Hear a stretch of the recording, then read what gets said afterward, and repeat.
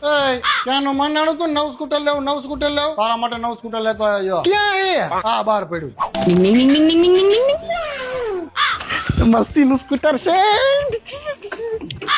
મેં મારા દીકરાને નવું સ્કૂટર અપાવી એના પર ઉપકાર કરેલ છે આવું સ્ટેટસ નો મુકાય યાર પપ્પા આ તે એક કામ કર્યા સ્કૂટર ની બાજુ ઉપર જ અસલ ફોટો પાડી સ્ટેટસ મૂક ના ભાઈ ના રહેવા દો કઈ જરૂર નથી હવે મારો દીકરો કઈ કામ ધંધો કરતો નથી આખા ગામમાં આટા ફેરા કરે છે એટલે મેં એને સ્કૂટર અપાવી એના ઉપર ઉપકાર કરેલ છે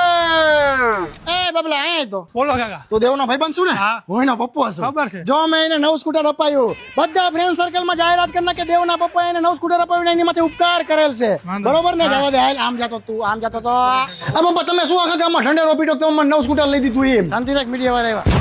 જી હા એ વાત 100% સાચી છે કે મેં મારા દીકરાને નવું એથરનું ઇલેક્ટ્રિક સ્કૂટર અપાવી એની માથે મોટો ઉપકાર કરેલ છે અને ઉપકાર કરવાનું કારણ માત્ર